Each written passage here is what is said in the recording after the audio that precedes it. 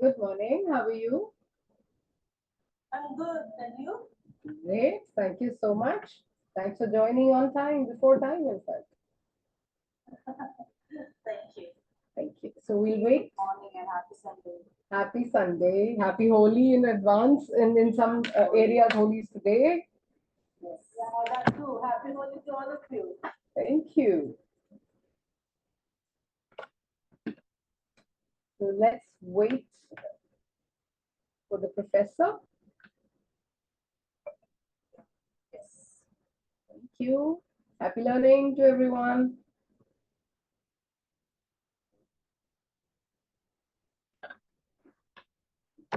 Thank you.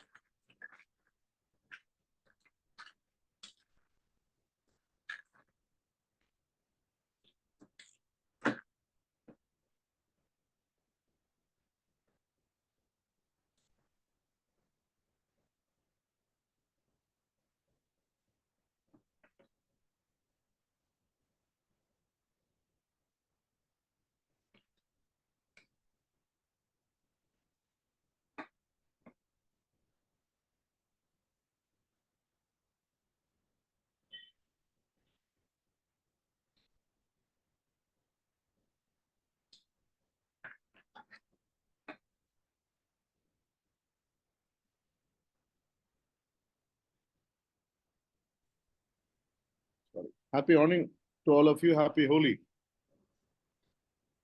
Happy Holi to you as well, sir. Welcome back. Thank you so much, ma'am. Thank Usha you. from ISTD. How are you doing, ma'am? I'm doing great, sir. Thank you so much for asking. Thank you. So I'll make you the host now, sir. Pardon me, ma'am. I'll make you the host. Thank you so much, ma'am. Thank you. Hi, Lata. Hi, Abhishek. Hi, Nandan. Hi, Shuli. Good morning, sir. Very good morning to you.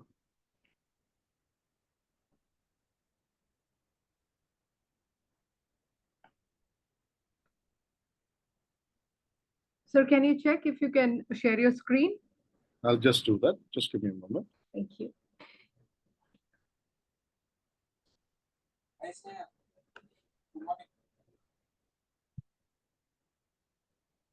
Are you able to see it? Yeah, thank you. So Most just welcome. let me know in case you need any help. I would be dropping off to log in other sessions. Done. Sure, ma'am. Thank you, sir. Right, Happy teaching. Thank you.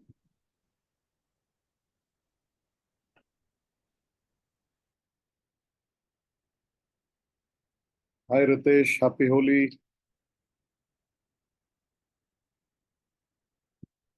Happy Holi.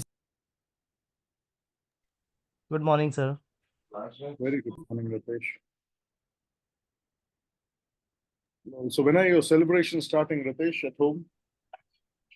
Has it already started? Started, sir. Started.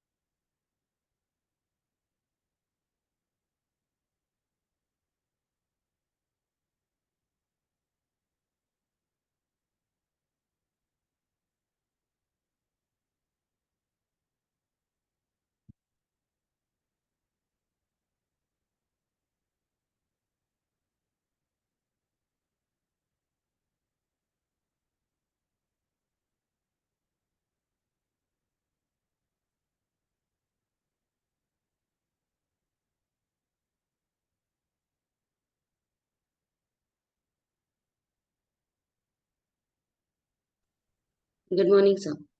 Very good morning, Smita. Happy Holi to you and your family.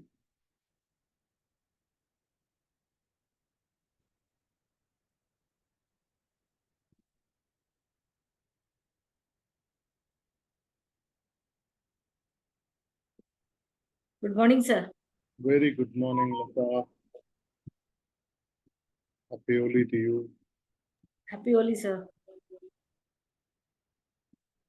I hope none of you are next to the fire preparing something while you're attending this session.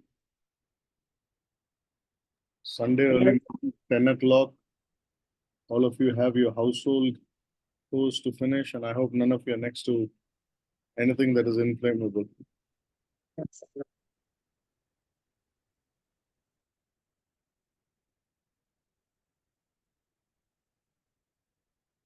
Morning, Mr. Vijay Raghavan. Good morning, sir. Very good morning to you.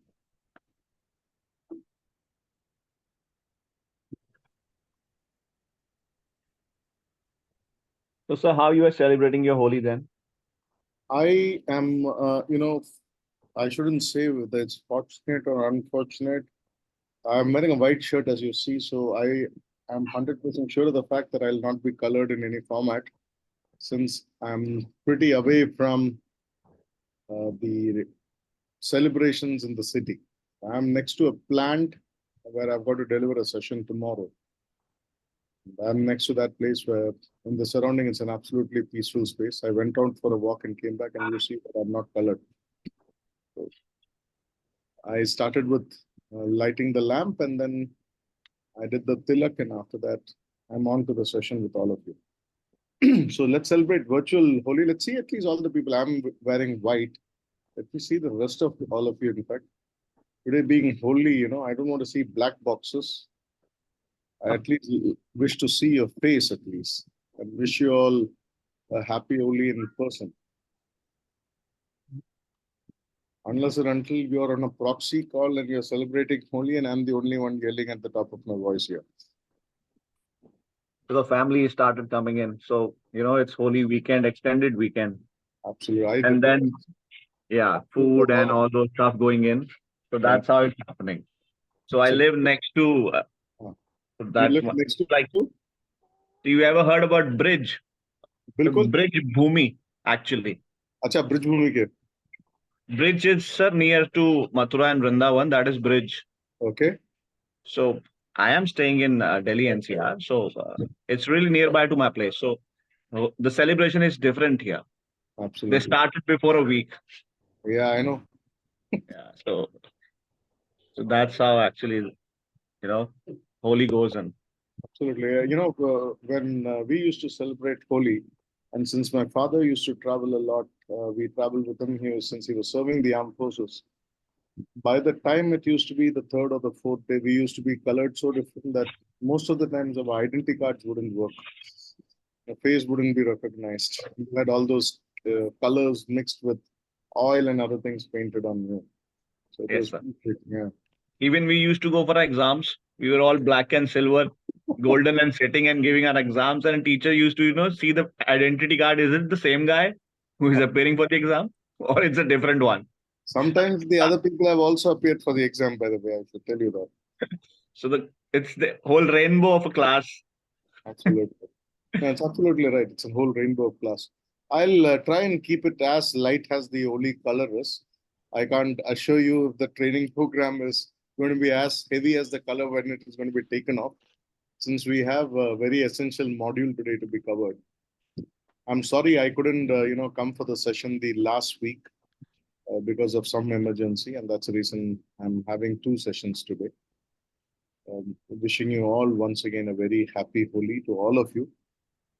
Thank you, sir. So we can't guarantee you participation at this point of time. You understand?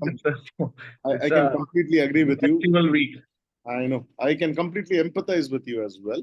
Right. Just wanted to wish you all a happy Holi because I understand the celebration, the intensity and the intent of the celebration that is there. Happy Holi, Bharat. Garima, Holi to you. Sir. Happy Holi to all of you. Happy Holi, sir. Happy Holi to all of you.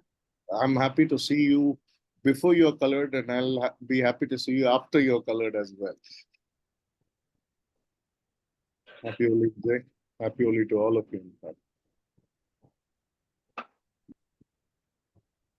I hope all of you have received your books duly, what you are supposed to receive. Yes, sir. Yes, sir. Yes, we have received, sir.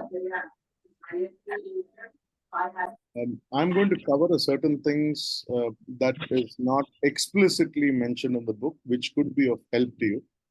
And today, before we start, I just wanted to set the context and what we would be doing. So, ladies and gentlemen, once again, wishing you all a very happy Holi. I pray to Almighty to bless you all with lots of abundance of happiness and the intensity of life with good health. Today, the session that we're going to basically cover on is going to be on budget preparation for a training program, which is module 3. This particular module that I'm going to cover for is going to be covered in with two intentions. I understand that we are a mixed batch of people who are both professionals going to work as well as consultants and others who basically do on a freelance basis or have their own, training establishments or are working for somebody else on a freelance basis or a contractual basis. So I'm going to discuss budget in two aspects. So one is as an organization when you do a budget preparation for training. And the second one is when you as a consultant is going to be a part of that budget and how do you basically run your expenses. So that also needs to be looked upon. Now, out of the 5 modules, I will be covering 3 modules and the balance 2 modules will be covered by another faculty who would be coming in. So I would be completing module 3 today, and I'll be giving you a couple of reference books that you can read, which will have a sequential flow and understanding further beyond the book that we have with us as a reference material. Now, the learning objective is understanding training budget, the purpose of it, what would be the prerequisites and the important characteristics of it, and finally with how do you measure this data, analyze this data, and interpret this data. But the entire aspect of training and the training budget had started off specifically because, it was intended that if you provide any person with the right kind of engagement or possibly a training delivery, it either brings in an engagement or a disengagement. It either increases productivity or decreases productivity, reduces the kind of micromanagement that needs to be done, and most importantly, it can also improve motivation or decrease motivation and improve, better level of customer service and engagement, or also boost sales or reduce complaints, so on and so forth. So every training, a budget is directly measured to the deliverables, and the deliverables is measured in terms of return on investment. You must have learned this while you design the program that there is also an evaluation that has to be done for the program. Now, this is a question to the entire audience. Please feel free to answer in whichever order you would like to. The question that I have for all of you is, what percentage of your company expenses is provided towards training? It could be different for different organizations, but how much do you budget when it comes to, training budget for a training? Is there a thumb formula that you follow, or you just arbitrarily give it a value? So what percentage does go into the so-called training budget when you start doing it? We start with that science and yeah. But Our organization is 2%, and 2% of what, Bharat? 2% of kya? this sector. So 2% of the uh, uh, cost to the particular department. Cost to the specific department. Okay. Anybody else? How much do you basically budget for training? And what is it budgeted on? Anisha, Ashley, Ravi, anybody which is there? Smita, Purva. If you don't know also, it's okay. Yeah, please go ahead, Garima. Garima, you'll have to unmute yourself. Right. Sir, in my company, what happens is first is onboard training. Yeah. So I don't know exactly what is the budget or what they spend on these trainings, but first one is onboard training. That is as soon as the employee joins, they they spare 3 days of 2 hours or 3 hours slot for their training to everything. And soon they in their, what could we say, in the tenure of 6 months, they offer optional training modules, like if you want to learn Excel, if you want to have training on LMS, or if you want to have training on your HR1, that is the app from which you are marking attendance. That's it. That is what I know till now. Okay, wonderful. Thank you so much, Garima. Thank you for Sir, that. Yeah, Abhishek. sir, good morning. It varies from company to company. Okay. Some company means they allocate the budget for the training at the beginning itself into the year planning, where they are deciding that how much they are actually going to spend into the training and development of the employees. Normally, it range from 2% to 8% into as far as the Indian companies are concerned. And In 8% of revenue. total revenue, correct. Total revenue, 2 to 8%, they are marking for the employees development. And it means budget pertaining to the particular training depends what type of the training you are going to do. On that, it is going to be focused. How much people are going to come, what type of training it is residential, non-residential, or what type of the training, depends on the various things. Wonderful. Excellent. Thank you so much, Abhishek. Anybody else? Thanks a lot. Thank you. Thanks a lot. Anybody else? Anybody does it differently?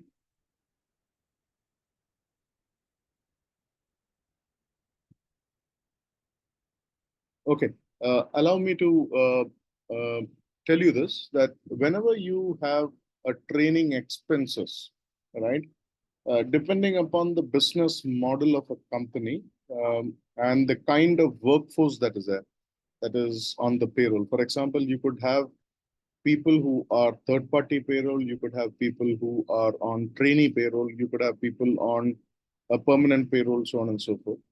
So usually most of the companies who are from an APAC region or an Asia Pacific region and Indian region have the first style of budgeting for training, which is about 2 to 20% of the salary component.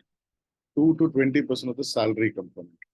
Now, why I say salaries, in the salary, they take into account also this journey of a training expense that a person has to get into for him or her to be skilled and move across to a level to which he brings in the kind of, or she brings in the kind of productivity that we are looking for. That's one. So it could be for, let's say, like Garima mentioned, for the induction program and so on and so forth, till such time a person is able to get to a certain level, because all people within the organization will be at a different learning curve. So that is one aspect which is with regards to the budgeted salary. Second part, if you majorly look into many manufacturing organizations, manufacturing, I mean to say, is in the MSME segment or the sub-MSME segment to a large corporate segment also. Every function allocates a certain budget, which is entitled as training budget. So one budget is there with HR, the corporate HR, and the other budget is the cost that is incurred by the training function or the so-called department or function, which basically absorbs this cost also as a training cost before they nominate a person into a training program. These are basically called planned trainings, or they also reflect in somebody's, PMPRS or the performance report, where each person is basically entitled to XYZ trainings during a year. So these are nominated and reviewed training programs. So this is the second. The third, when it comes to a sales or service team, usually what happens is a certain part of your sales expenses or marketing expenses is budgeted towards these training. It's an inbuilt cost. Here, the function calls in for a training, where the function would call in for, let's say, a sales and marketing function. A function might call you in for a training when you have a fresh induction of people for a channel sales, or fresh induction of people for, let's say, a new product launch, or fresh induction of people for, let's say, a new product query that is going to be launched into the call center, so on and so forth. So the cost implication of it is directly absorbed by the specific department or the function. So it is different from the earlier one that I told you, where this is budgeted for a specific product launch, a marketing campaign, or probably a sale of a specific product, so on and so forth. And this cost, the training and development team or the HR team, which has got the talent development team, becomes a facilitator into the entire program. So you could also have facilitation. For example, if you take an example of, let's say, SBI cards, credit cards. I'm talking about SBI credit card or SBI Life. They have frequent product launches and others where they have this cost built in, where somebody would externally come in and do the training program, or somebody from the region would represent and do the program. And the cost is absorbed by the respective, geographies or the functions that is there.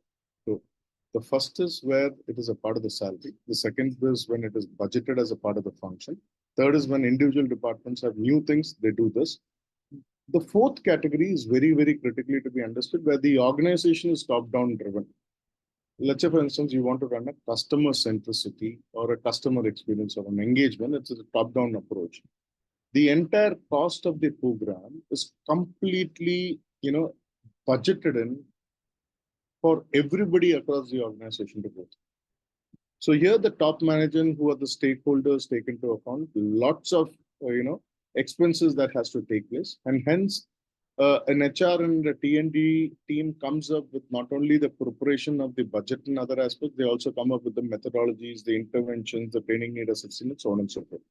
That's where you have your training budget, form. And in this training budget, sometimes it is the function that plans, and the training department knows about the timelines by which they want to do it, which means training department or the L&D team basically is a facilitator for the program or a co-support for the program. But in a training budget, essentially, what does the management look for, or what should a training entity look for, is the next thing that we're going to discuss.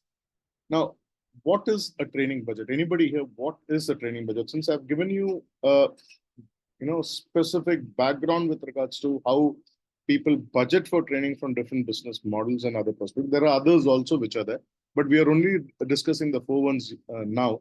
What is a training budget then?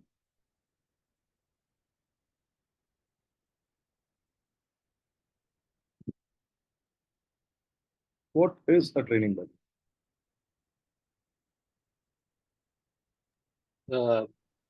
I'm not sure. Okay.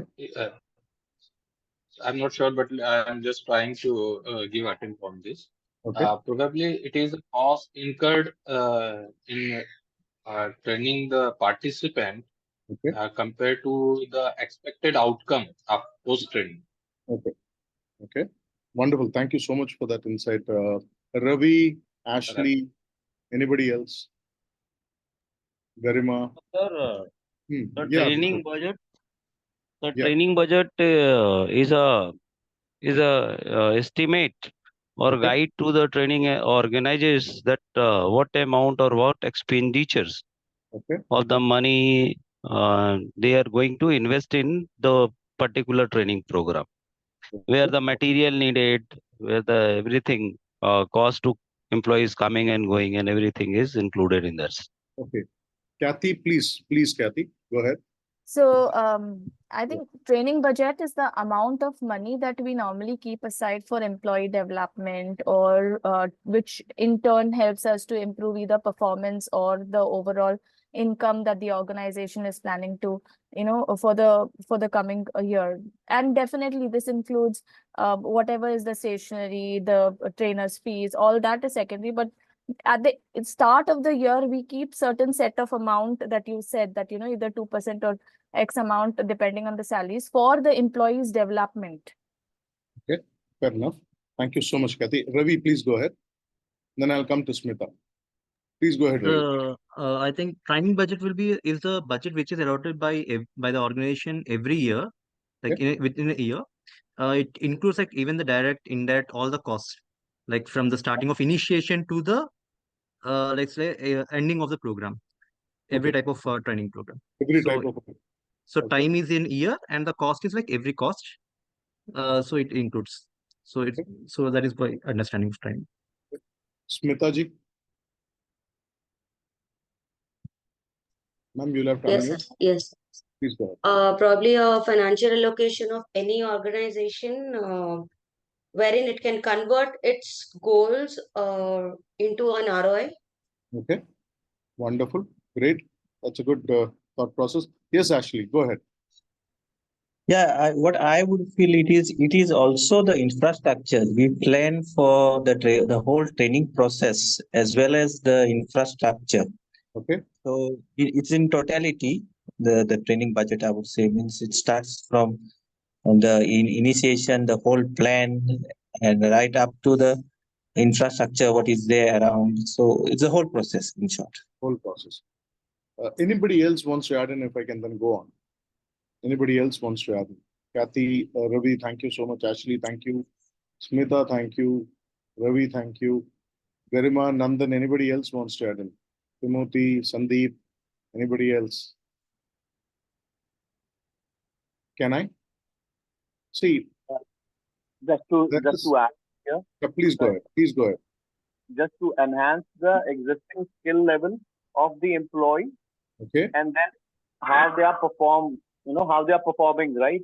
So these funds are specifically been given for the training and development purposes. Absolutely. So where we can have seminars and online training sessions, so that we can enhance the skill level of the employee and the knowledge base, so that they perform in a specific way. So we have our organization's objective aligned with the goals of the employee as well. Okay. And the training goals as well. Wonderful. That's very well articulated. Anybody else wants to add in? Pooja, anybody else? Rajlakshmi, Shuli. Sir, actually, in our setup, it is, good morning, sir. It's our setup is a corporate decision. They keep aside some percentage of amount is actually allocated as a budget to the training for the whole year. That's our understanding, sir. Okay. It's a corporate decision, and that will be conveyed to the respective departments at the beginning of the year itself. Wonderful. Thank you so much. Now, I would like to also bring to your notice, since Lata had brought this up, organizations are of different business models, and sometimes it's centrally controlled if it's a proprietorship, or sometimes it's not even controlled in terms of a proprietorship. So training budgets and the implication of the training budgets would vary in accordance. But what we are trying to basically look at is what is a training budget per se. So all direct and indirect costs, resources, all those things required to train an employee in an organization is directly associated to the training budget. It includes everything in terms of material, learning material, time, replacement time of a person if it is a resource. And I want all of you to kindly note this. Whenever we compute, a person's absence in a position where he or she is in a training, what do you call this cost? Shrinkage cost. Okay. Who's that? If we can possibly name. Kathy. Kathy, wonderful. What else?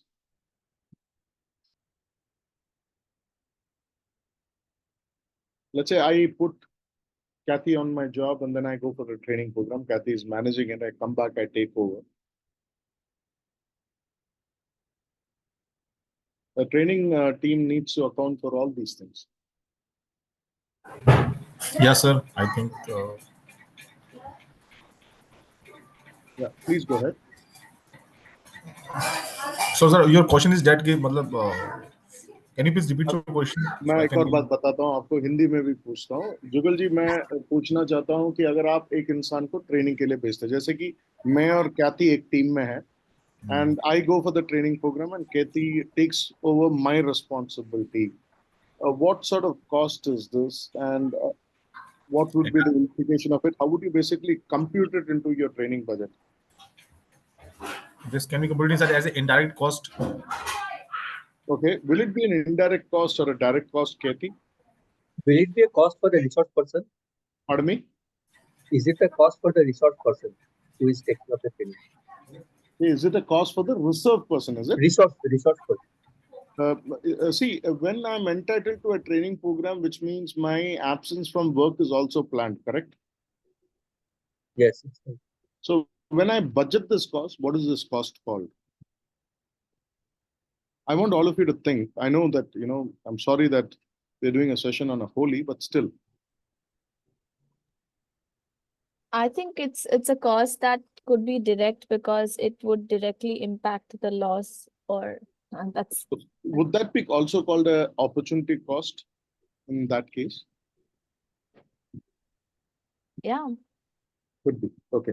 Now, what if, Kathy, I don't bring in, or my subordinate doesn't bring in the same amount of productivity when I'm not there? Let's say for a line production, I, I as a workforce manager move out of the factory for a job, and that day the production quantity suffers by, let's say, a certain number.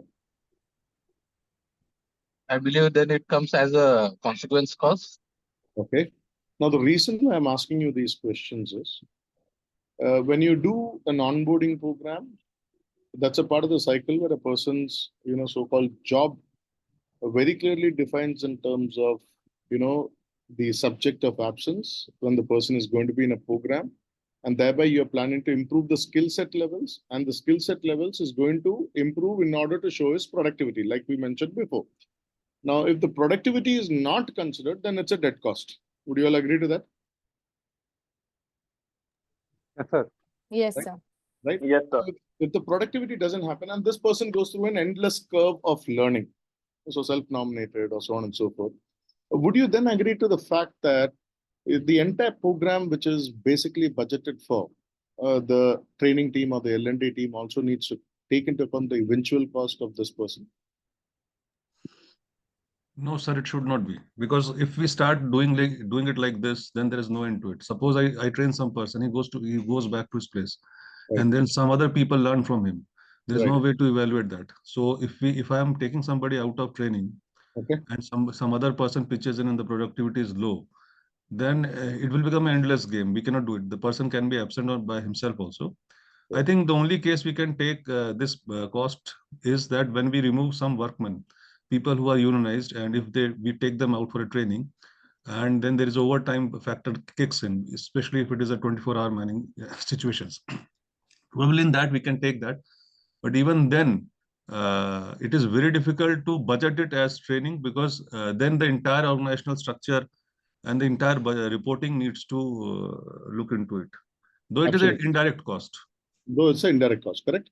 Very good, Alankar. Alankar, I wanted to ask you this as well. Often you would have seen wherever you have blue collar, gray collar people going in for training, or sometimes even in a factory setup. Last minute, the nomination of the people changes for the program.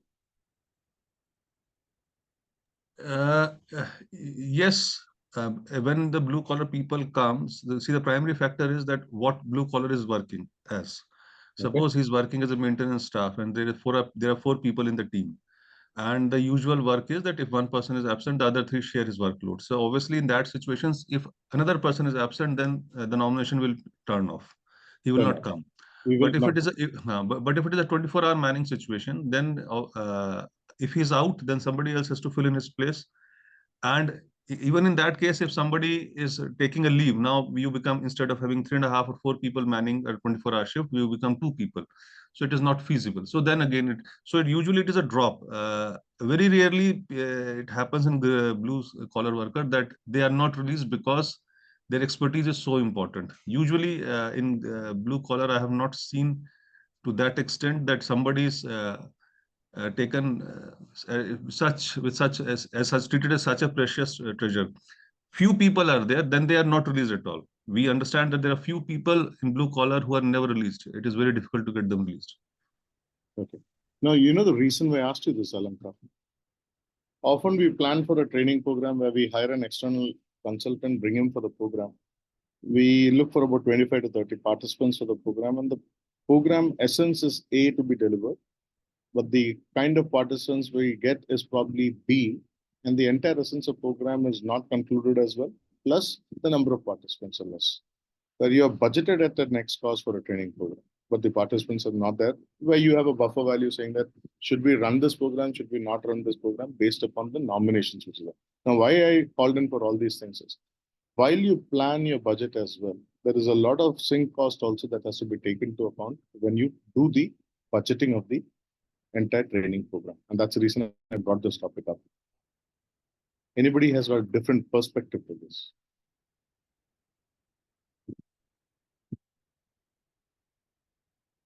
Now, It is also including the cost of wages, compensation, plus time saved for setting up the training program.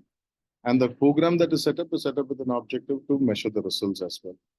Now, even in an induction program, you have a certain set of processes to be followed. You want to see whether the program meets its objective.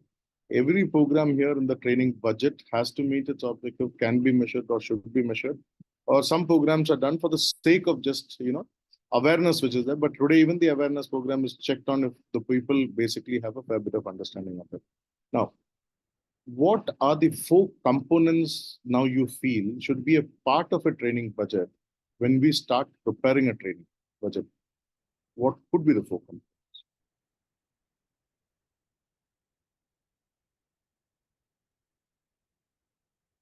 What and all could it be? Just give it a guess. It's okay. You mean to ask the things which is adding a cost or like that? Okay. Bifurcation of the cost? Is it Okay. so? Yes. So what could be the things that could add to a cost? Let's start from a process of even before we start. What would be the first thing that we do for, let's say, a requirement for a function, a department, or let's say a program initiative? What would we do? So maybe it comprises of the cost of trainer. Okay, before the cost of trainer even comes in. Let's say Selection of trainees, sir.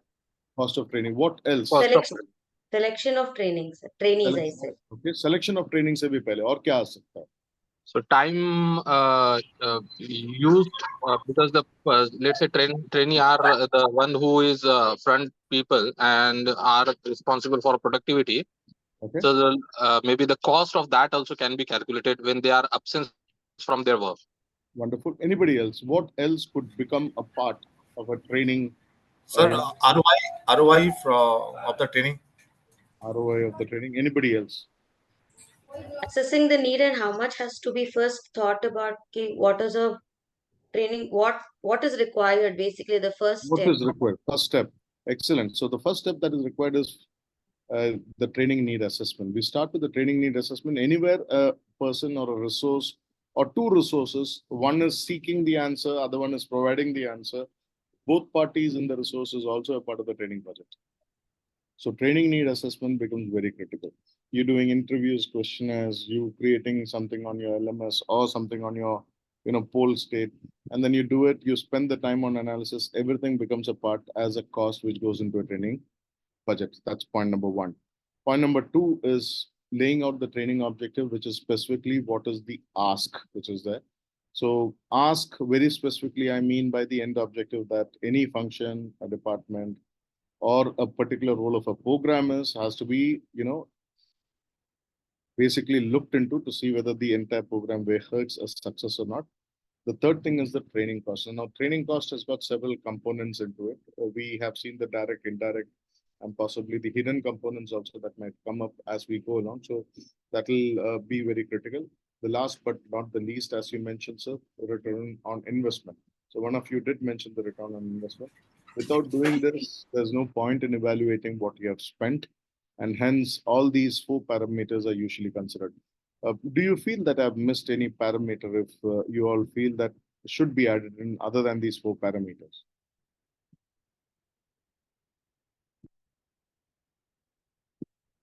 Preparing a content through a third party also becomes a part of the training cost.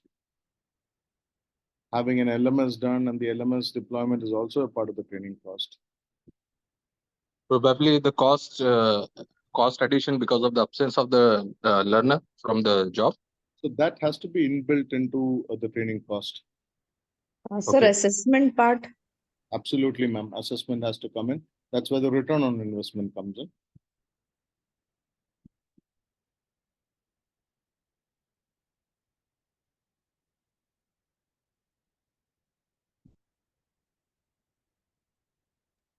Sir, as there is a training term called training cost, many other factors, whatever we tell now, will get into that subdivision only. So in this 4 components we can't add, but when we take it individually, probably they'll come out as a list. So hence, would you believe, Smita, that we'll have to do a deep dive in terms of the training cost when we consider? Definitely, sir, because there are multifaceted factors which reflect there. Yeah, Jugal, please go ahead, Jugal. Thank you, Smita. There's one more factor preparing for unexpected cost. Like in upcoming time, there can be a multiple new opportunities. So Absolutely. for that, we need to also prepare. Wonderful. Jugal, in that case, something that you would have planned at the beginning of the year, but as the year progresses, your competition has something done, something different, and you need a whole new module itself to be brought in. Yes or no? Right, sir. Because it's a volatile market. Anything can be, any opportunity can come. Absolutely. Anything else? Anybody else? Do you plan in for budget variance in terms of venue if you're looking for an external venue? Do you look for things where probably prices can be dynamic in nature depending on demand and supply, lack of availability of external trainers, so on and so forth? Yeah, correct, sir. Sometime while budgeting, Right. You had planned something else, the rate cost was something else. But when you had gone to execute, the cost has been changed. Absolutely. Very much. Abhishek, the reason why I brought this up was if you remember technical IT trainings that were happening, all of a sudden there was a dearth in the market for IT trainers and the cost had quadrupled. And whatever was budgeted for was not happening. And hence, a lot of these programs started happening online. Now, It can even logistic can also get added over there if it is we are talking the cost, because sometimes hotels costs get changed after some time in particular seasonal periods, particular festival period. Absolutely. All those things do happen, your entire movement also gets affected. Now, the next question that I have is why is then budget so important for an L&D team? What does the L&D team has to do differently, and who would be the multiple people who or stakeholders who will be involved in creating this budget? I would request you to Vice President Finance, sir. Okay, Vice President. VP Finance. Abhishek and rest of you, I would request you all to think from your organization perspective. Give us an idea with regards to when you represent yourself, that what kind of an organization you are, what kind of model it is. Is it a model wherein you are a single man driven organization? Is it a proper organizational setup and the cost of training is managed which way? And then you say which departments do get involved. Sir, actually the division head, sales head, Mhm. Vice President Finance. Okay. And if it is, product related training is there, then marketing is also involved in this. Wonderful. And the training department. Okay. Okay. Anybody else? So when it comes to the central program, as Abhishek said, there are maybe finance executive who are involved in that. And when it comes to individual department, then it can vary from let's say if it is as marketing per se has a specific demand and expectation, then of course marketing. And sometimes HR also come in that place because HR also expected kind of a value organizational culture value building training. So that kind of shows when that time I think HR can contribute adding over the Abhishek comment. Okay. Anybody else? So, I think it has a bearing on our Pardon me, ma'am? financial statement. It has a bearing on our financial statements like profit and loss and everything it reflects, sir. Okay. That's why they will plan more cautiously. Because plan per employee cost also it will be added, no, sir. Then expenses part also will be affected to some extent. That's why that is important, I feel, sir, while planning the budget for training. Thank you so much. Pooja, yes, please go ahead, Pooja. So as per my understanding, it's a CFO's responsibility, maybe finance head's responsibility. Okay. So it will be done along with the HR head. So CHRO and CFO should be the main having main role in this, and the inputs will be coming from the all the department heads for their stuff. Thank you so much, Pooja. Thank you. Ravi. Sir, it should be a first is like senior management, Okay. and then it should be a finance division because they are the one who generally takes care of it, and a part of and definitely the department heads and also the trainees should also be part of it because I need to understand the preference what exactly they're looking for. For example, it can be online training some people prefer, so that I can better understand like what level of training they're expecting, so that I can come to an understanding like what can be a budget. So even the trainees, because those are influencers generally. Some, not all the trainees, but indirectly, they have something like champions, change champions sort of thing. Wonderful. Jugal, please go ahead. Thank you so much, Ravi. So central part can be a finance team, but there can be a multiple intervention from other departments also, mainly from sales department. Okay. So yours is a sales-driven organization, Jugal? Pardon, sir? Is it Yeah. a sales-driven organization? It's a top-line-driven organization? Yeah, sir. Okay. Okay. Alankar, would you like to add in? It depends on what decision making is being done. Finance obviously will see a pattern, what money you were spending last year, what money you are wanting this time. Okay. And they will not be very much concerned with the indirect cost. Though direct cost, if there's escalation, they do ask you why you are asking for that much amount of money.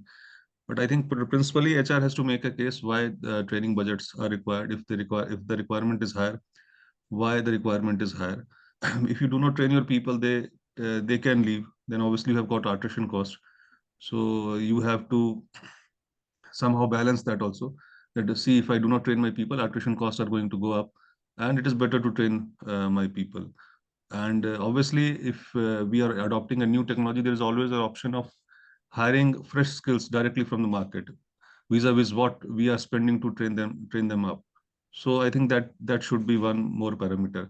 Functions do also get into the picture when they realize that they are falling behind, and that point of because whenever I've seen functions pushing for some training, it is usually the case when they feel that there is now such a sharp gap that we are falling behind. So this is, I think, the usual way it happens, though how we do it in the theory perspective, I'm not very clear on that. Very clear. Thank you so much for bringing this perspective, Alankar. And for the rest of you, the custodian of the training program has to be defined before preparing a training budget. Custodian means who runs the program, who executes the program. Where you have the first component where the training need analysis is done, and after that you do the entire preparation. Hence, the entire flow happens of it from one department. Finance becomes a control check mechanism, like Alankar mentioned, in some cases where your direct cost changes. That's when the implication of it is directly absorbed to the finance. But usually the direct cost is also budgeted into the training budget if the custodian of the entire program is one function. For example, if HR or L&D department is the custodian of this function, they would already do the study, 3 months or 4 months before the end of the financial year. And once they do the study, they have all the functional heads also signing off on certain areas, which could be a direct cost impact that needs to be considered. So there is something in terms of forecast and assumptions to the forecast that we create when a training program is created. To that assumption, we add in the factor that a training program costing X would cost in probably a delta X depending upon this. It also depends when you're doing the performance appraisal, and let's say, like Alankar mentioned, a couple of people leave, attrition is very high, or the performance criteria is benchmarked at a different level, or it could be even a case wherein possibly your so-called outsourced employees are going to move out and a new set of employees are going to come in. Unless and until they are not pre-trained, it could all affect you in a big manner. Now, the custodian in this aspect of it could be shared, could be a single function ownership, could be a multi-reporting ownership, depending upon your organization, the make of the organization. Why training budget becomes so important is the spend of the training. The spend, which means that the permission to get a person to do a training, the permission to hire an external resource or put an internal resource to training, the materials that go into the training, the infrastructure and all those things. A department can seamlessly function without having to go through the entire process of getting it once again approved after the budget is approved. Hence, that's the reason why training budgets become so important, that it's an execution cycle. It is not a needless cycle where you have to go back in time and again and get concurrences for you to launch the program. Hence, it is already pre-agreed. And in the training budget, there are areas of also the training program plan and all those things that is included in, such that all the functions and all the so-called stakeholders are aware of the fact that what you're doing and what you would be executing. So the first thing is, when it comes to increasing the training budget, let's say last year we did X, this year we want to do more. Now, like, Alankar mentioned the fact that there could be certain departments where the productivity could be a concern, or the, possibly because of the attrition rate, the things are not working very fine. Now you have resources who are trained resources or experienced resources who could come in, or you could have resources who would need to be trained and experienced as well. So when a direct cost implication happens, the HR basically looks into the curve, which is the data, to see how the previous training programs have functioned, what has happened, and they basically plan for an increase also based upon other external factors, including inflation and others, plus the rate change and all those things that basically comes in. The number of program additions, exclusions, specialized programs, so on and so forth also increases the budget. The next thing is the number of employees who are going to be trained. Now, this is specifically asking for, time away from work and time away from the normal function that happens during a working day. And hence, all these aspects of it is an ask from the HR, depending upon the functions requirement, to involve them in a training calendar or training program. Now, the next most important thing is the value of intellectual capture. So what I mean by this is many organizations today are creating TTTs, where they are using internal trainers to train on the processes, functions, so on and so forth. Where possibly if you have a factory in, let's say, Pondicherry, and you have a factory in Surat, the factory head or probably the process head in Pondicherry goes to Surat to deliver a program, and Surat person comes to Pondicherry to deliver a program. All these factors also need to be considered in when the training program is basically being carried out. Very importantly, another important aspect is to invest into the development of the employees. Individual development program, leadership development programs, managerial development programs, GETs, GUGETs, so on and so forth. All these aspects basically start adding into the costs, and all these costs basically have to see conclusions. Conclusions is where the last component of the budget comes in, where an ROI has to be computed. Now, the next most important thing is improve skill and knowledge. Now, many people who we bring in at varied levels have got X amount of experience and Y amount of skills that they come in with, and you want to move them in a different tangent, that also needs to be computed. So could be an LMS driven intervention, could be an online driven intervention, could be any form of intervention, but we are trying to improve on the skill and knowledge, and probably on the job training, shadowing, so on and so forth. So all those things would also come in. Next most important thing is engagement and productivity. Now, engagement and productivity is a year-long activity. You're trying to see that the person stays with you for a very long period of time, and you're trying to measure the productivity of the person to see if that person can be entitled to another role shift or possibly a job shift, or trying to see if the person meets the budgeted requirement of numbers. It could be for sales, customer service, production, anybody for that matter of fact.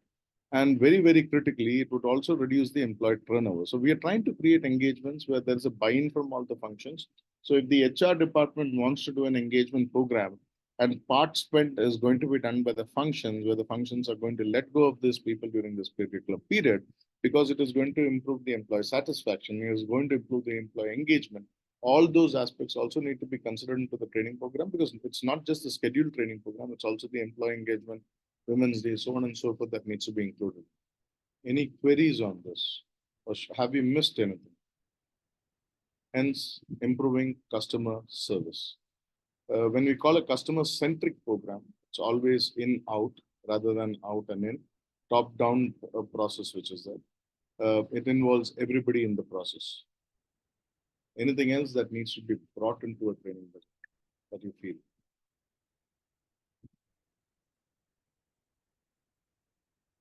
Anything else that needs to be brought into a training budget?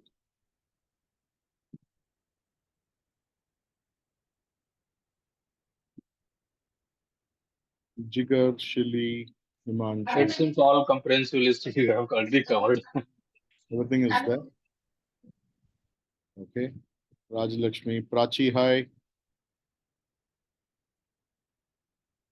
Anything else that needs to be covered? Mr. Vijay Raghavan, anything that needs to be covered? Mohan, Viraj. Everything covered, sir. Everything is covered. What do you think of one more thing that could be possibly be The missing? ROI component.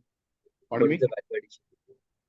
Sandeep, yeah, go ahead. Once again, Sandeep, if I can. Means what can be the value addition? The ROI component. ROA component, wonderful. So if we are trying to bring in the ROA component, it's about boosting sales and profitability. Thank you so much, Sandeep. Thank you. So I purposely left the large point because we are trying to look at, enhancing the engagement levels and the return on the engagement levels. Now, you will have to take into account how does every function view profitability? How does every function view productivity? How does every function see the return on engagement or return on time of resources being sent? So reaction is one aspect, but reaction has to go into an aspect of also getting into action. So action aspect of has to be measured. That's a continuous evaluation process. So far, any questions, ladies and gentlemen? With your permission, may I proceed? Yes, Is sir. it Sure. right? Yes, sir. Okay. Done. Now, what can a well-crafted training budget also help the organization to achieve? Imagine you're creating a training budget. What and all would you like to include in that? That will probably help the organization to get to achieve the business results or the so-called function of the service. What do you think?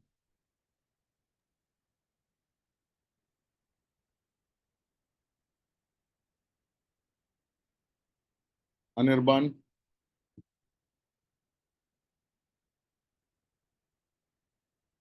So, sir, it gives an idea what are the sources required, Okay. what are the different sources required, and how we can optimize the training department, Okay.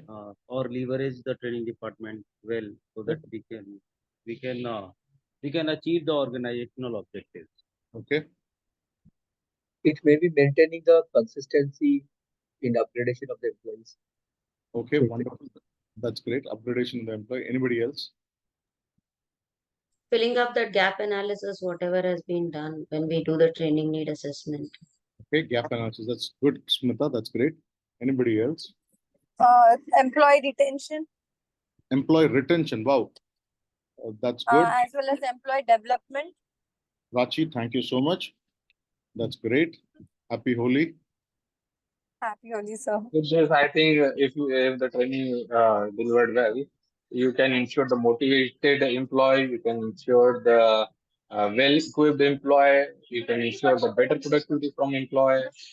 Organization can ensure that there will be a good satisfied employee working, so the outcome will be always better. Wonderful. That's wonderful, Bharat. Anybody There else? are creation of goodwill in the environment. Wonderful, Smita. Goodwill in the environment. Excellent. Maybe to tackle the innovations, new innovations or technologies which are coming up. Wonderful. Can you give me an example, Prachi? Let's take a scenario where you have an innovation coming in and you're working towards that. Apple's initiative of using micro LEDs, which was released just now. Wonderful. Excellent, Smita. That's a wonderful example. Beautiful. Great. Okay. Let me take you. Yeah, just one thing is that to reduce some unnecessary trainings actually, and probably optimize the training cost. So whenever required, by simplifying it, by providing it into self-learning mode. Excellent, Anirban. That's a wonderful contribution. Thank you so much. The reason why I brought these things up is make the most of the employee training and development resources in the sense that we consider two axes when we measure a training. One is the time, and the other factor is the money. But there is a third dimension which is basically called the development or productivity aspect of it. Now, the effectiveness of the training program also depends upon how the participants have viewed the program and how the learner need analysis, the organizational need analysis, the job analysis, everything forms together that Smita had mentioned. So if you have basically all those elements being captured in the new training program becomes much more effective. And then lastly, how the engagement has happened and what kind of results are coming in. Very critically, whatever areas of training have been identified, right? Identifying the areas where the training is needed, those areas need to be restudied in the process to understand whether the learner is going to learn in the same process or a different process. I told you we could have even a hybrid process of learning when we basically went through the previous model. And prioritizing training initiatives, which is very, very corely important to the function. So sometimes whatever you have planned, certain things take, precedence over the others because of this particular aspect. And last but not the least, you basically have to start to also see that the program initiatives that is being driven by the organization is not only a top-down driven program deployment, it's a bottom-up also, where every team member is basically a user. You have stakeholders, you have influencers, you have people who basically give you suggestions, you have subject matters within the team, so on and so forth. So if you have a properly crafted aspect when you do a TNA, you have all these design elements coming in and contributions from the SMEs coming in when you design a program. So far, is it okay? Do you need a break in between? Because we are touching about 55 minutes. Would you like a 5 minutes or a 10 minutes refresher before you can come back, or should we continue? Yeah, sir. We need a 5 minutes bio break. Done. I'll give you all a 5 minutes bio break. Please go ahead. Yeah.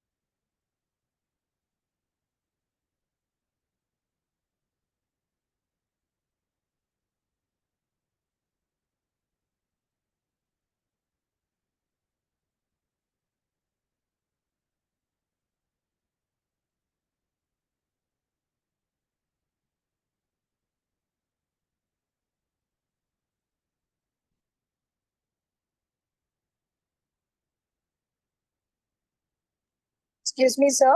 Yeah, please go ahead. Prachi. Yeah, Prachi. So do we have continuation 2 lectures? Yeah, today we'll have two lectures, Prachi. One in the second half at 2 p.m. Okay, fine. Thank you, sir.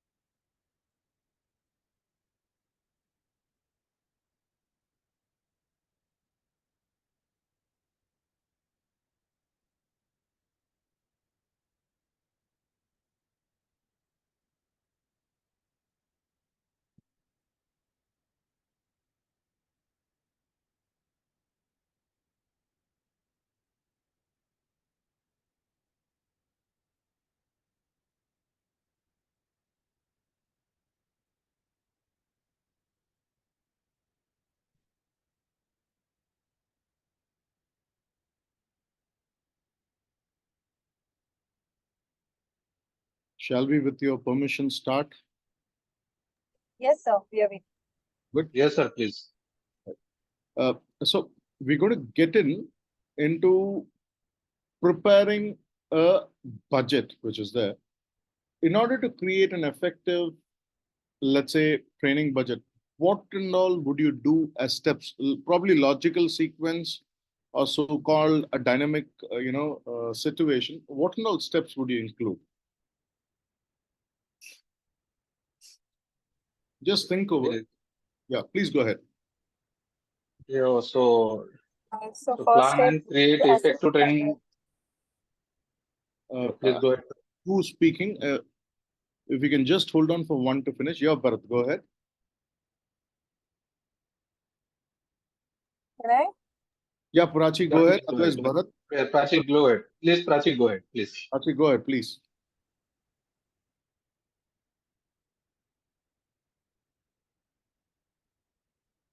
Prachi, are you there? Yes, sir. Go Yeah, ahead. yeah. Actually, I'm traveling, so my network is on and off. Okay, fine. So first step would be like assessing what are the training need assessment. Okay. We'll be doing. Okay. To check the gaps, the skills, everything will be checked by your organization. Okay. And second comes your setting up your training objectives. Okay. Then resource allocation would be the third one. Okay. Then research training objectives. What exactly research? What exactly the training is going to be conducted? Like what we are we in need of online trainings or streamlining the courses which we are going to provide, conference or else seminars which would be conducted.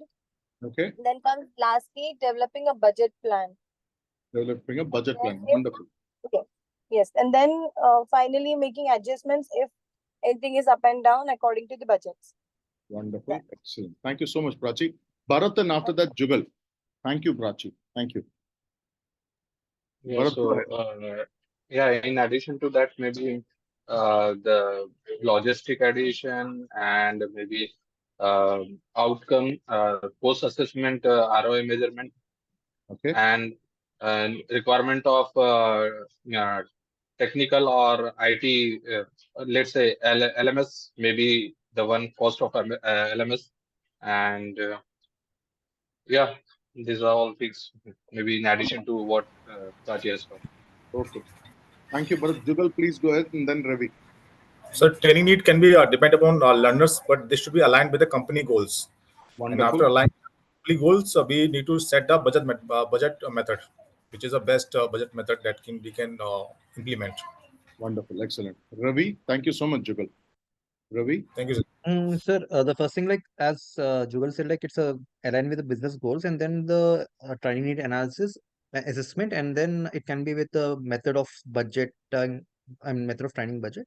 And then we can go and later after getting an allocation for the training budget, we need to two important steps is like to get a approval for the budget. Okay. And then monitoring our budget, like for example, as we said earlier, like we may have a budget of 5 lakhs, but we need Right. to always track our spending expenditure. Absolutely. So that is the tracking is important. Okay. That's Wonderful. Thank you so much, sir. Anybody else wants to add in it? Kathy or Ashley or anybody wants to add in anything further? Anirban, Hemlata. Yes, sir. Yeah. Please go ahead, Ashley. I think the first thing what one would do when going for a budget would be to calculate the income required for the budget. So that's my thing. Then followed by listing what he requires to do Okay. in the training sessions and all that. Okay. So my first 2 points would be this: calculating your income and then listing the expenses. Okay. Great. Anybody else?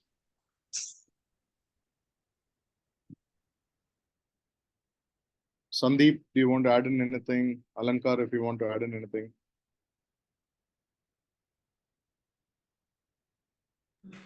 Sir, again, my view on this is that usually it is top driven. Whatever we have is what we have from the last year, and Right. deltas are decided more based on functions.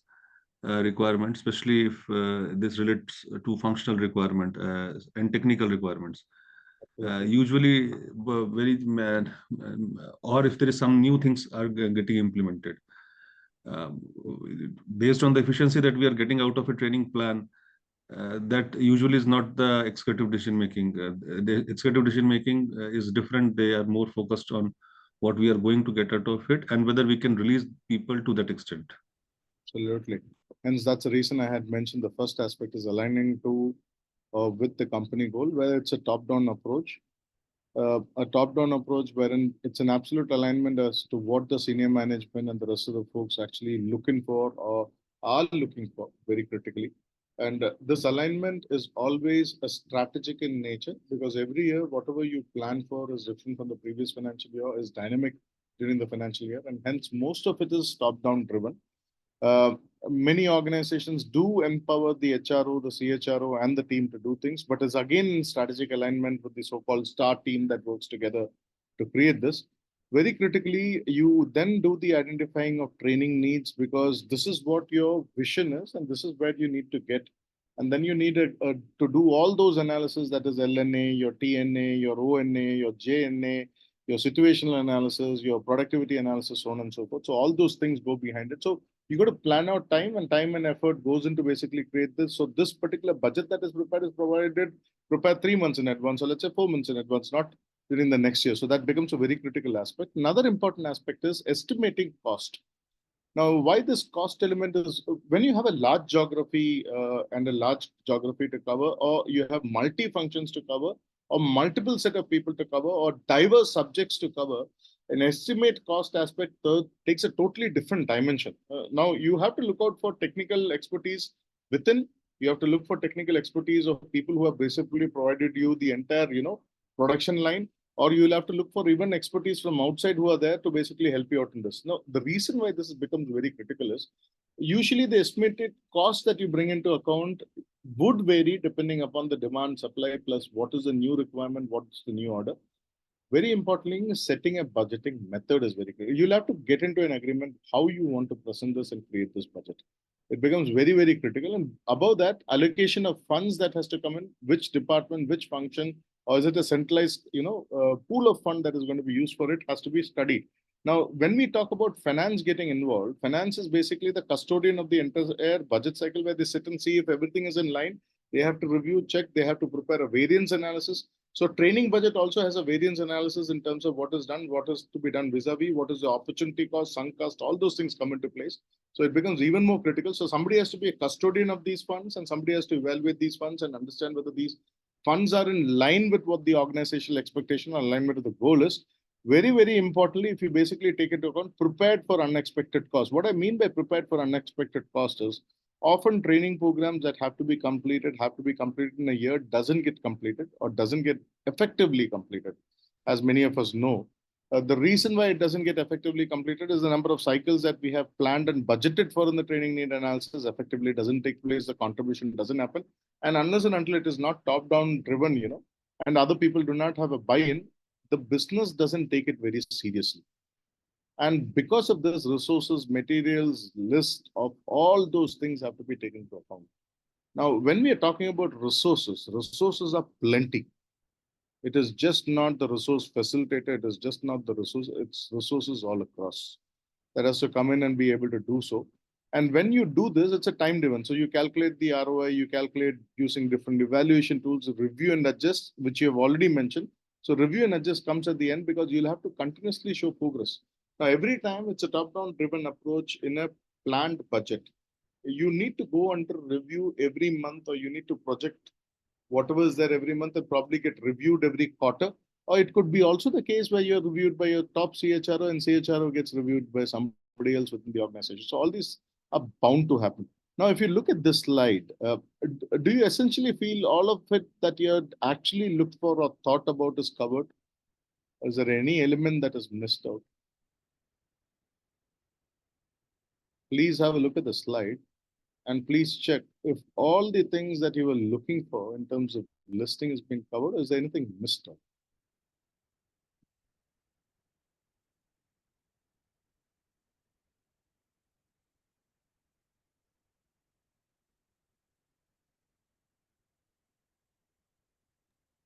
Take your time, have a look at it, because some of you could be working in an organization where the process could be slightly different. But do we cover everything, or do you feel that anything is missing out, or is it a sub heading under the main heading which has been mentioned?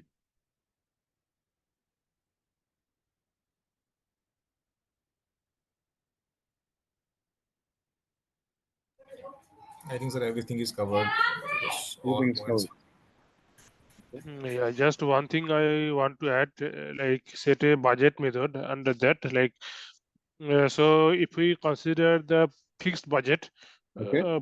for setting up like self-learning mode of training, okay, like whatever required, instead, so that employees can like upskill themselves any new training or any new thing, like instead of always required for setting a physical location, setting up a training in physical location.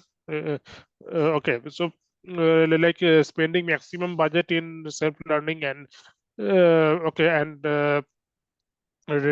rest part of the small portion of the budget in the physical training, like that thing. Okay. Okay. Thank you so much, Anirban. Anybody else? Sir, possibly, Yes, how, please. how much time people can be released if we are planning for something? Because if or not all can be released at once, then it has implication on increasing the number of events, and then prices and then costs go up. So maybe if we can put that in resource and materialist, but I think rest of it, nothing else should be there. I am very happy that you brought that out, Alanka, because often we budget for something, but there is always a variance, which is it, right? We end up doing a couple of more batches sometimes in addition. Yes, sir. Are we good here? Shall we proceed? Now, tips to calculate. There are several tips that you would be able to find over the internet and otherwise. I felt 5 things that you'll have to basically consider. Point number 1 is to determine the training need. Often this is one area that basically, completely buffles you at the end of the training program, because the fact is that this is analysis is not well spent with and the parameters are not well thought about or understood.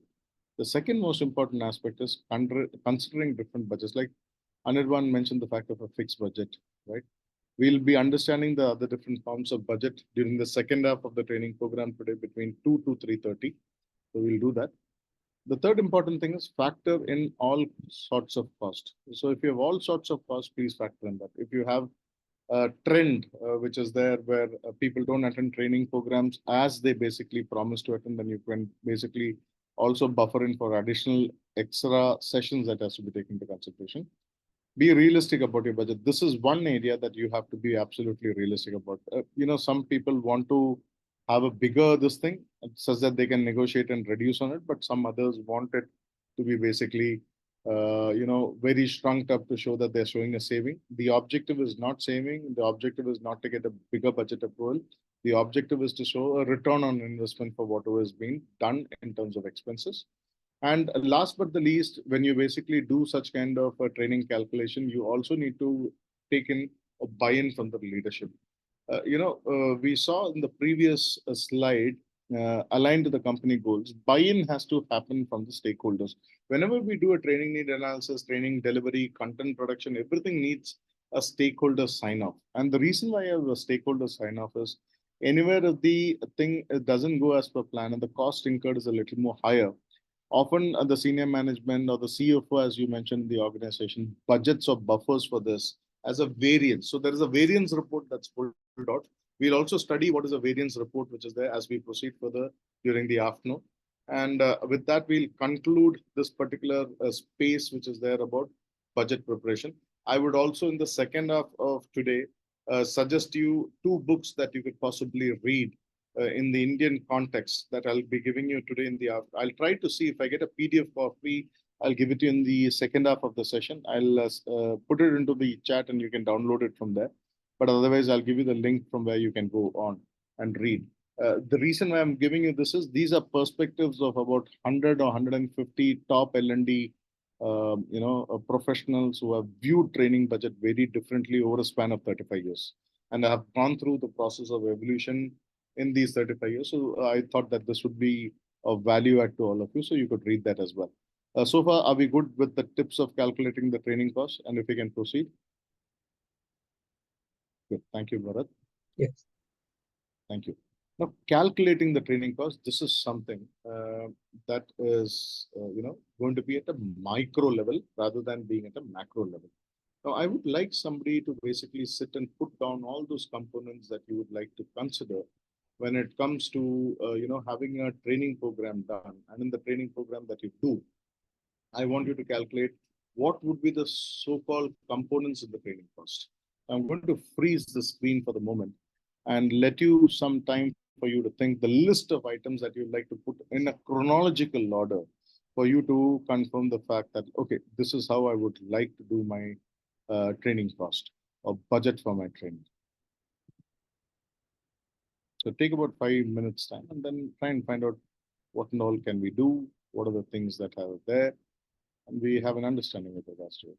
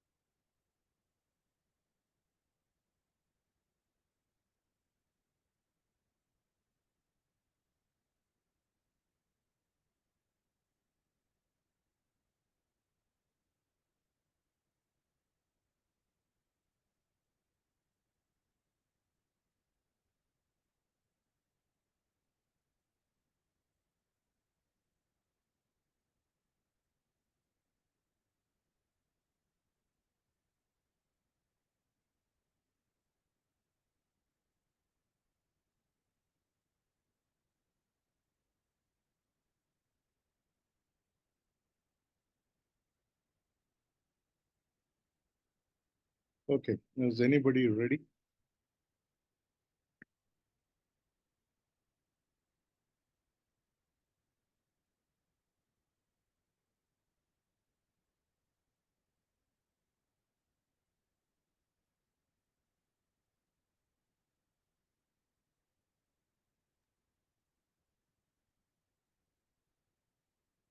Just for a moment, if I can have your videos on, just to understand and correlate to all the things, so you can have your videos on.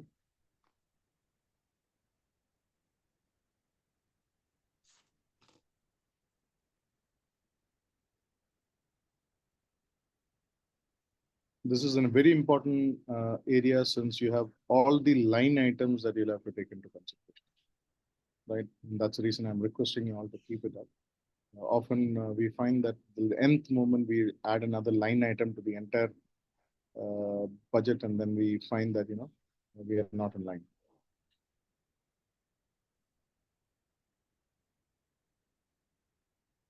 I would also tell you that I'll give you the PDF of the slides at the end of the program, which is there. You'll also get it through ISTD, and the books and the other aspects that you would need for this particular so-called module. I will also circulate that in the second half of the training program, which is going to happen too.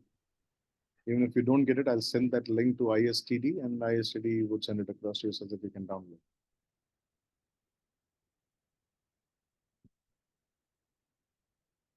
Anybody would like to go first in terms of the components that you have planned? Kathy or Pooja, anybody? Sir, I start with what we do in our organization, and maybe we do not consider all the costs, but let me start. So first of all is the trainer cost. Whosoever trainer you are hiring. And in case of internal faculty, it is usually a small honorarium is paid. We do not consider their wages. Then we have the venue cost, whatever venue we are using. If we are hiring outside venue, then that cost is there. And at the venue, there are lots of associated costs for food, for corporate communications, and all those stuff. So those costs are there. One cost that we do not explicitly include, but that is also incurred immediately, and that also shows in the financial documents, is the cost of movement of the trainees if they are moving from outside. Now, these are the costs that are usually taken into consideration. Obviously, few costs that should have been taken, but they are not taken care is the wage cost, especially in case somebody else is filling up his position and there is additional wage component involved. And in my case, in the organization I work for, usually there is no hit on the deliverables. We do not have we are a process plant, so that way we do not see any change in the deliverables, so we do not take into account. But if somebody is having a sales job and he had to make certain number of calls, and those calls could not be made because he was absent, then that should be taken into consideration. One cost that is also not taken into consideration, but that is taken on mostly on a pro rata basis. That is a sunk cost, is the cost of the training establishment itself. Suppose I'm doing 100 number of trainings per year, then my cost divided by 100 should be the cost of the training. But usually it is not added on because it is a sunk cost there. So these are the costs that are primarily involved in my organization. If any other organization is different, then they may be adding some other costs also. Wonderful, excellent. Anybody else wants to mention? Kathy, would you So, like to? yeah, so in my company, if I had to look at probably for a customer service process where we want to reduce. So currently we'll be like, before we start a training program, we do a need. If escalations comes about, 50 calls per day, my escalation desk for a customer service process is getting 50 calls per day. So probably the objective is to reduce that, and how we reduce it probably by enhancing soft skills. Maybe our customer service associates are not doing the necessary due diligence, because of which the customers get escalated. So we start doing that. What is the current, that is a pre-training impact that the organization is bearing. Then we start with who's a experienced trainer. So the trainer free, like Alankar said, the trainer free material, training number of days, the training room, all that expenditure we consider. And then finally, once the training is done, we give them some nesting period in which I see ROI. So if my escalation calls per day pre-training was 50, and if I've reduced it 25, so that is my ROI. But this is all the cost, and then I see the impact, and then that's how we calculate. Thank you so much, Kathy. That was insightful. Thank you, Alankar, as well. Anybody else wants to add in? Anybody else? Maybe if there are something external machines that are required, then for simulation training kind of a thing, then maybe that also can be incurred in that cost. So if we talk about like MMIT, like man related all the things, machines, information related all the things, and the technology. If you have to even buy in the information that is required to provide that training, and all the technological aspect that is required. So MMIT are the 4 things that we can look into when going ahead for the training cost. Yeah. Jugal, do you want to add in anything? Jugal, you're on mute. I think, sir, all points are covered from training material to employee salaries. In between, we training providers, venue equipments, and accommodation for the trainees. So these are the main component that can be impact on training budget. That have an impact on training budget. So we probably need to do calibration with the quality team as well. When you talk about customer service, we need to understand what all areas, gray areas we are facing, and planning sessions according to it. For example, if you talk about customer service, there is a lot of sessions which are planned towards empathy.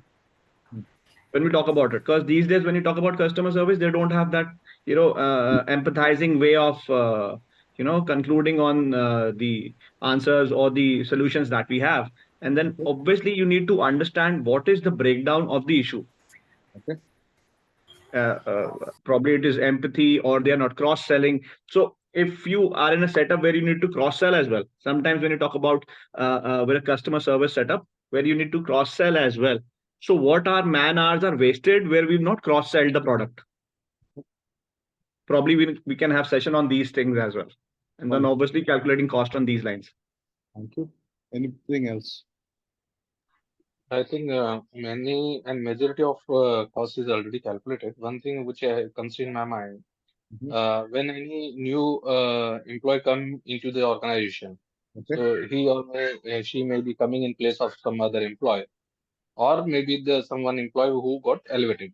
So the cost added in during the absence of that employee, and the productivity may be diminished or reduced in during that period.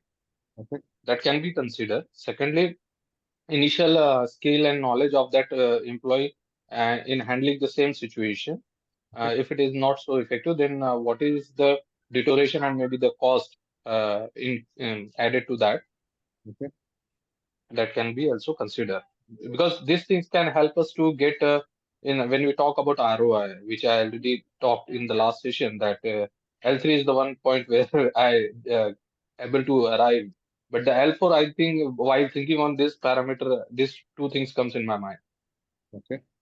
So similarly, shrinkage, attrition, and retention are equal, contributor to these things when we talk about it. Because if you have less shrinkage, you have less attrition, the retention level is high, and the training that you have done, you can see what is the productivity level which is there. We don't need to reiterate the same training again, same batches, and we can save on the cost. So retention, equally shrinkage, you need to make sure the operational team has to make sure the shrinkage is less, and attrition is obviously less, so that we can have a better understanding how they are disposing the the work that they've been doing, how efficiently they are disposing. Because then what happens, normally you are attending a call from a normal call, escalation call, and if they are not able to handle it, they further escalated. So we are now talking about the productive hours which are being, we are working on duplicacy of product again and again, duplicacy on call, so we are wasting our operational hours on that. How we can reduce these operational hours, and then less number of attrition, shrinkage, and retention, and then better productivity. Okay. That's a wonderful point. So should I then show you what are the costs that we can possibly calculate, since most of you have mentioned it? Would you like to? Shall we go ahead? Okay. Now, the first thing that we basically do is determining the training need, because this takes a lot of pre to the entire program listing. So you have your stakeholder, you have a cost that goes into the researching of it. Sometimes organizations have internal, sometimes they have external. To a certain level, they have internal, to a certain level, they have external. This becomes a cost, so you need to compute this cost. B, considering the budgeting methods that you're going to use, it has to be in alignment with finance, the functions, to basically see the cost element. So sometimes what happens, you have these costs inbuilt into the system, which is basically a budget pool from which the money is drawn. And from the budget pool, when the money is drawn, there's also a cost of the process that gets into the budget pool. So let's say you could be using an ERP platform or any sort of platform that you'll basically get into to have this thing done, and the shrinkage of the budget based upon how you utilize the training. The next thing is percentage of salary. Now, the percentage of salary is a important assessment, because when you're doing a percentage increase to somebody's salary as an increment and so on and so forth, you're also considering how much should he spend as a percentage of salary into training and development, and how much of it should be contributed with regards to the productivity, and how much of it could be seen as further productive source out of it. So that is also getting computed. Pre-employee basis, which is basically, where he is, where he wants to get. So the same thing that you had mentioned, Nandan, you get to a level to which he gets into it. So you have an X factor which is brought in, and you have a Y factor you're trying to derive out of it. Another important aspect that you basically cover is the training cost per employee.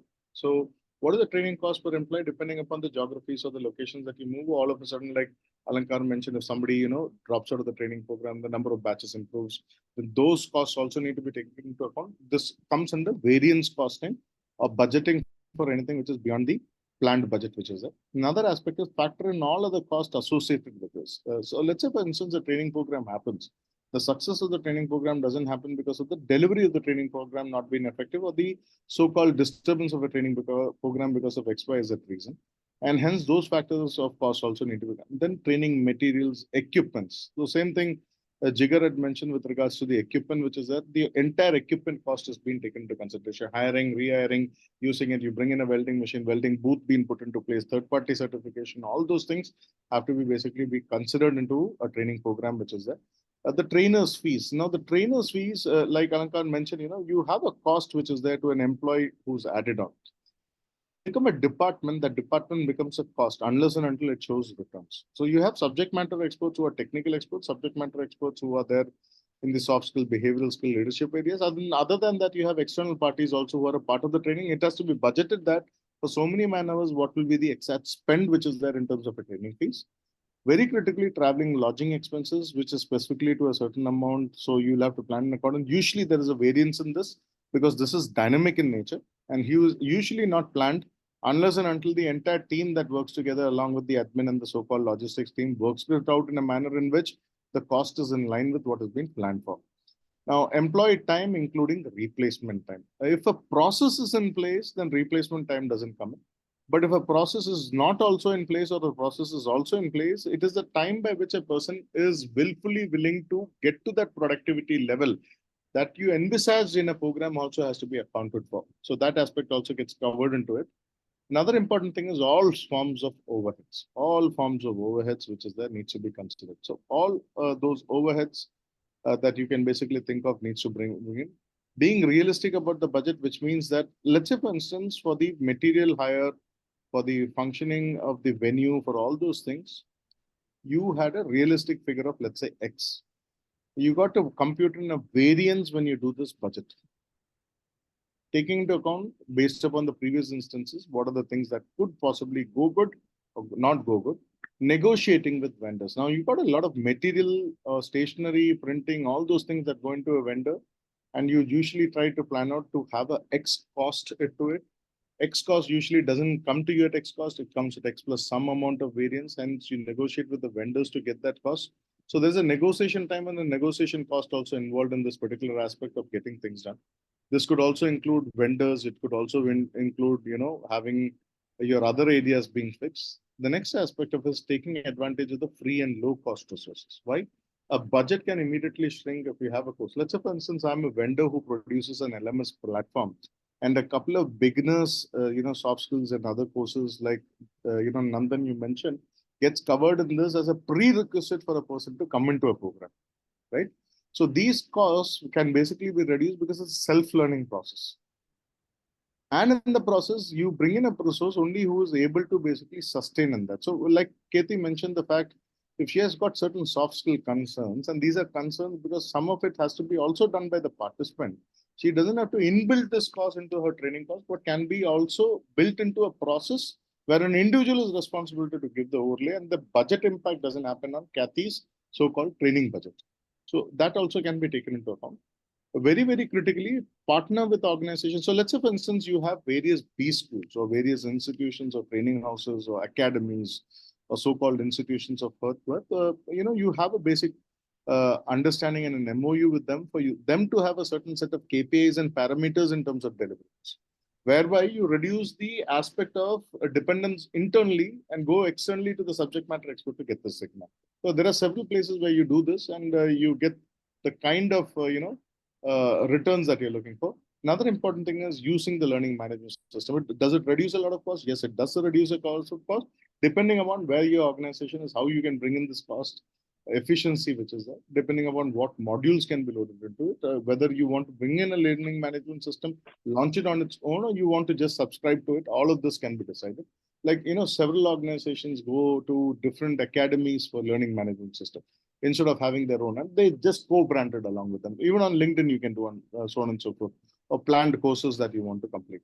Now, another thing which is there is hiring an external consultant or SME, and you don't super specialize in possibly delivering the program. And since you start with the training need analysis, at the end, you also have to budget for the cost that is spent with getting in a buy-in from leadership. Now, I do not know, Alanka, do we do this in your company where you have this budgeted time with senior leadership to basically show in resource buy-in as well as resource payout? Do you do that? So usually it's the other way around. other way around, right? Now, Because why for the high value training, they usually if we propose high value trainings, they get difficult to approve. But if it is coming the other way out, then they have a rationale for doing it. Some failure has happened, and then the costs were so high, and so we can do this. And the reason why I brought this up is there is something called stakeholding cost in this. It is a number of concurrence time that you're willing to meet to the end objective, and then you take this. Do you have any queries? Do you feel that we have missed out anything further to the discussion that we had?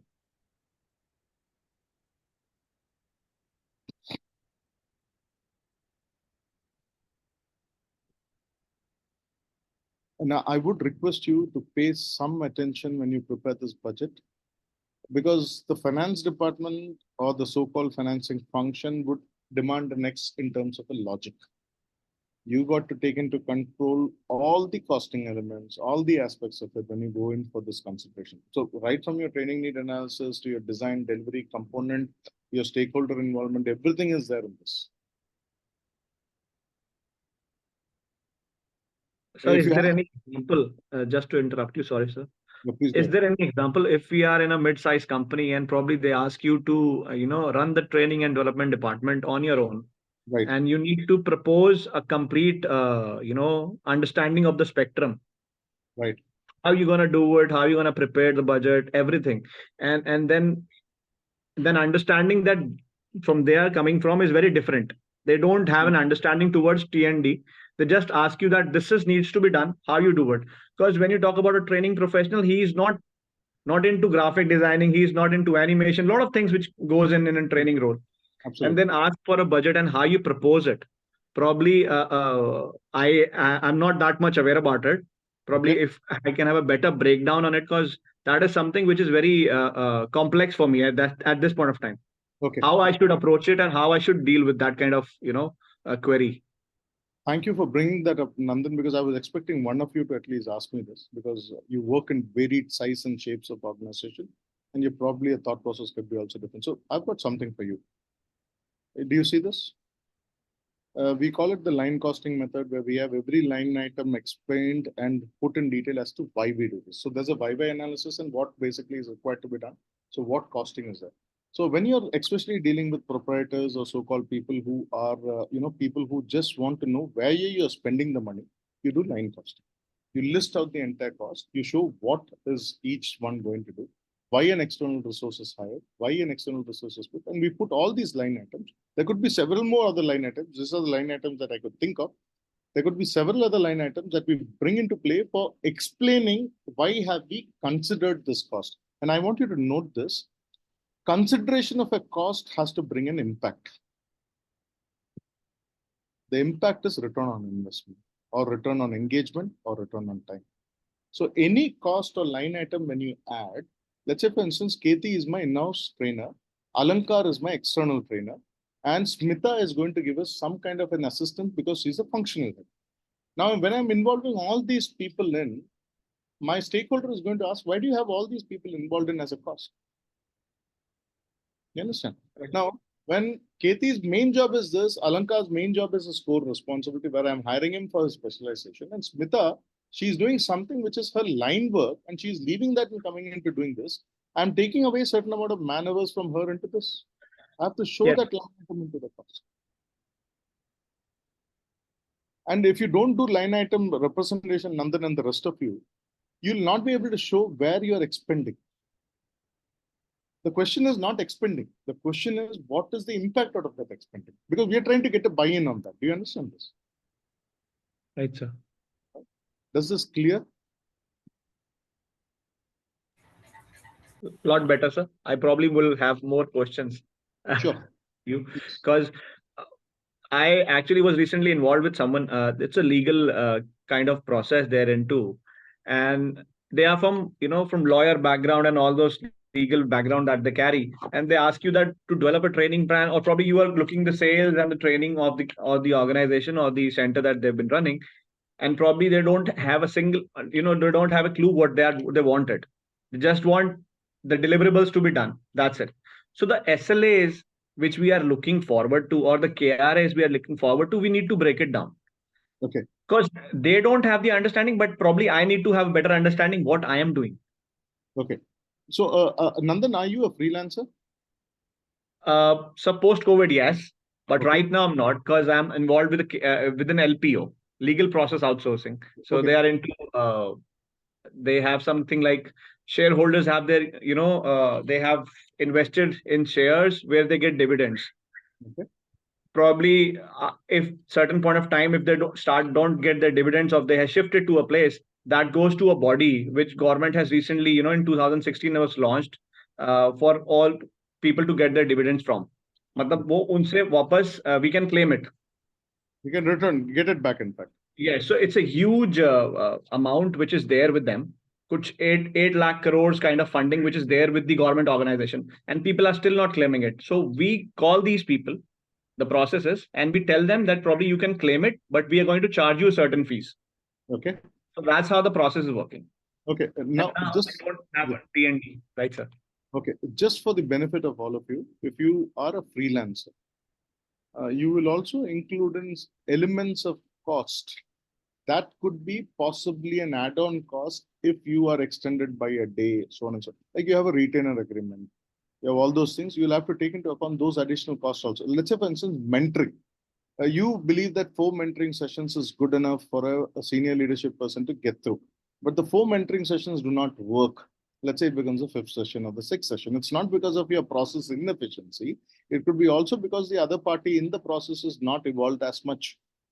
Now, often what happens is we don't take these things into account when we mention a line item. आप assume करते हैं. It's a presumption based upon TNA and the stakeholder buy-in that A of a resource will finish by this time, B of a resource will finish by this time, C of a resource will finish by this time. But when you average it out, somewhere there would be a change or shift or the variance, and hence those things also need to be taken into account. It's called budget overspend. It's called a budget overspend.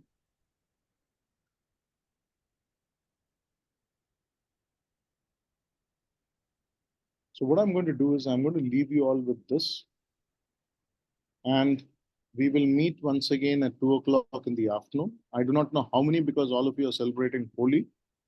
I want all of you to celebrate Holi as well. While in the second half, I get to see you all from 2 to 3:30. You'll have the rest of the things that's been sent across to you, right? And I hope all of you have received the link for 2:30 program, and I hope to see you all there. Any queries that you have, please bring forth so that I can answer your queries. And the 2 books that I suggest, I'll give you those as well. Thank you, sir. Thank you so much. So I would be coming with different queries, but for that I need your number as well, because I will be calling you and asking you questions. Definitely, not a problem at all. Please kindly note down my number. It's 95 662. Right, sir. 77 936. Right, sir. Please feel free to ask me a query. If I'm in a session, I might not pick up, so it shouldn't sound rude. But till it is a good time to give you a call, I'll give you a call and I'll discuss it. No worries, sir. Thank you for the number, sir. Thank you so much. Wish you all a wonderful afternoon and happy Holi to all of you once again. Look forward to seeing you again at 2 p.m. Let's catch up. Right. Thank you, sir. Thank you. Thank you, sir. Thank you, sir.